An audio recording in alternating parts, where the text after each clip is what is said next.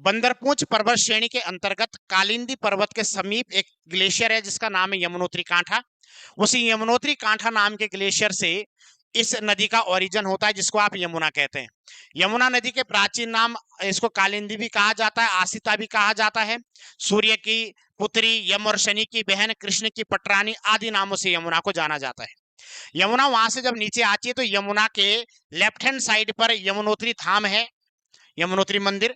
आगे आने पर इसमें ऋषिगंगा नाम की एक नदी मिलती है जो कि जानकी चट्टी नाम की जगह पर मिलती है। नीचे और आते हैं आप तो हनुमान गंगा इसमें मिलती है जो आपके हनुमान चट्टी नाम की जगह पर मिलती है। फिर आप आते हैं तो बड़कोट नाम की जगह पर आपको कृष्णा घाट इसमें मिलती हुई दिखाई देती है। उससे और नीचे आते हैं तो नौगांव नाम की जगह पर आपको कमलगाड़ नदी मिलती हुई दिखाई देती है, जो कि आपके पुरोला घाटी जो जो है पुरोला, वो कमलगाड़ नदी के किनारे पर है, इसीलिए इसको जो है पुरोला को कमल नदी का वरदान भी कहा जाता है। लाल चावल के लिए फेमस है। फिर नीचे आते तो उत्तराखंड का एक बहुचर्चित धार्मिक स्थल आपको दिखाई देता है, लाखा मंडल। लाखा मंडल आपके जो है यमुना और रिखनाड़ नदी के संगम पर स्थित है। यहाँ पर रिखनाड़ नदी आ रही, इधर यमुना नदी आ रही, उनके संगम पर लाखा मंडल है। और लाखा मंडल यमुना के राइट हैंड साइड यानी कि दाहिने तट पर स्थित है। वहां से बच्चा आप नीचे आते हैं तो बर्नीघाट आपको दिखाई देती है। बर्नीघाट क्या है? बर्नीघाट लाखा मंडल के बिल्कुल सामने एक जलधारा है, एक घाट है जो कि किसमें मिलती है? यमुना में। आप और नीचे आते हैं तो इसकी कुछ सहायक नदियां हैं, जैसे मुगरा घाट, खतनू घाट, है ना, इस प्रकार के आपको सहायक और भी बहुत सारी हैं, थ्योरी में लिखेंगे उनके बारे में। फिर आप नीचे आते हैं तो आपको एक नदी यहाँ पर दिखाई देती है जो कि टिहरी के जौनपुर क्षेत्र से बहते हुए आती है।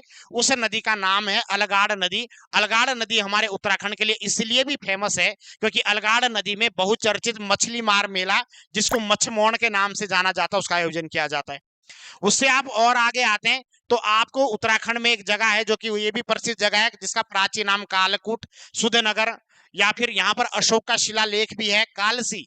कालसी में अमलावा नाम की एक धारा, अमलावा नाम की एक घाट इसमें मिलती है। अमलावा और यमुना के संगम पर कालसी है। और कालसी भी ध्यान रखना, कालसी भी यमुना के राइट हैंड साइड पर है, इस साइड है कालसी, राइट हैंड साइड पर। वहां से आप कालसी से जब आप थोड़ा सा आगे जाते हैं तो यमुना की सबसे बड़ी सहायक नदी, जो कि यमुना से वाटर वॉल्यूम के बारे में ज्यादा बड़ी है, वाटर वॉल्यूम, जल आयतन ज्यादा इसका है, 2.5 गुना ज्यादा पानी है टॉन्स के पास। कहां से निकलती है टॉन्स नदी? टॉन्स हिमाचल से निकलने वाली एक जलधारा जिसको रूपीन के नाम से जाना जाता है। इस रूपीन का प्राचीन नाम यानी कि पौराणिक नाम, इस रूपीन को जला के नाम से जाना जाता है। हिमाचल के डोडरा क्वार से रूपीन नदी आती है। और हमारे उत्तराखंड के स्वर्गारोहिणी ग्लेशियर की तलहटी पर एक ताल है जिसका नाम है मंडिया ताल। उस मंडिया ताल से सुपिन नदी का उद्गम होता है। सुपिन नदी को पुराणों में उपजला कहा गया है। रूपीन को जला कहा गया, सुपिन को उपजला कहा गया है।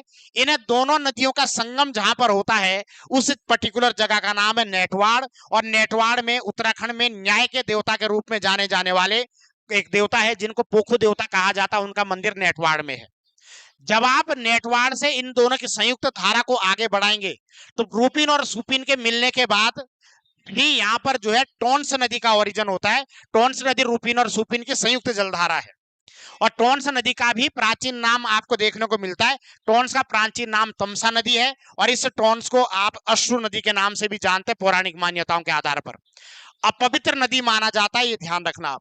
टोन्स नदी जैसे ही आगे बढ़ती है तो उत्तरकाशी की प्रसिद्ध तहसील मोरी टोन्स नदी के किनारे पर है।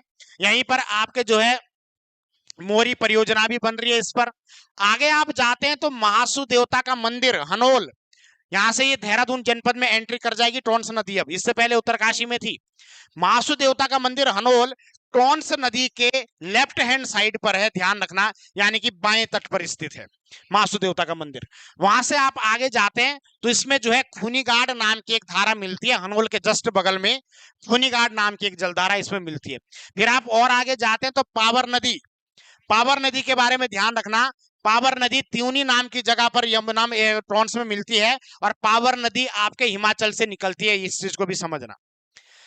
और एक और फैक्ट ध्यान रखो, हनोल और पावर नदी, हनोल और पावर नदी के बीच में एक गांव पड़ता मेंद्रत नाम का।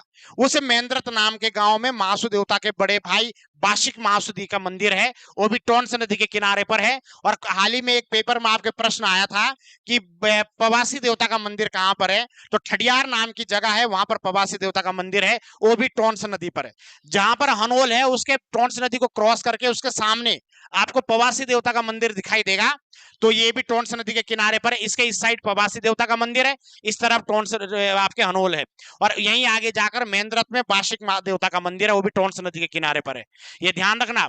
और उसके बाद त्यूनी के बाद आप आगे आते हैं तो दारागाड़ आपको इसमें मिलती हुई दिखाई देती है, फिर मोनागाड़ इसमें मिलती हुई दिखाई देती है। टोंस नदी अपने साथ 2.5 गुना ज्यादा वाटर को लाकर कालसी से आगे जाकर कालसी के समीप ये नदियां आपस में मिलती है, और इन दोनों की संयुक्त धारा यमुना के नाम से ही आगे बढ़ती है। फिर आप ध्यान रखेंगे डाक पत्थर नाम की एक जगह है, डाक पत्थर नाम की इस जगह पर इन नदी पर एक बैराज भी बनाया गया है, जिसको आप डाक पत्थर बैराज के नाम से जानते हैं। और उसी डाक पत्थर बैराज से यमुना नदी से कैनाल निकाली गई है उत्तर प्रदेश में सिंचाई की सुविधा को उपलब्ध कराने के लिए। उस कैनाल का नाम है शक्ति नहर, शक्ति नहर यहाँ से निकाली गई है। यमुना की मुख्य धारा आगे बढ़ती है और यमुना की मुख्य धारा में आसन नदी मिलती है। आसन नदी पर आसन बैराज बना हुआ है, और आसन बैराज एक आपके पता है रामसर साइड भी है उत्तराखंड का, जहां पर प्रवासी पक्षियों का आना जाना लगा रहता है, इसलिए फेमस है ये जगह। उसके बाद यमुना ढालीपुर नाम की जगह से हमारे राज्य से बाहर चली जाती है। शक्ति नहर भी यूपी में जाकर पुनः मुख्य धारा में मिल जाती है। इसके बाद वाला जो एरिया है ये आपके उत्तर प्रदेश का एरिया है। हमने केवल ढालीपुर तक यमुना को पढ़ना है। ये था आपके पास यमुना नदी तंत्र, और मैं ये उम्मीद करता हूं कि आपको यह तंत्र बहुत बेहतरीन तरीके से, बहुत अच्छे तरीके से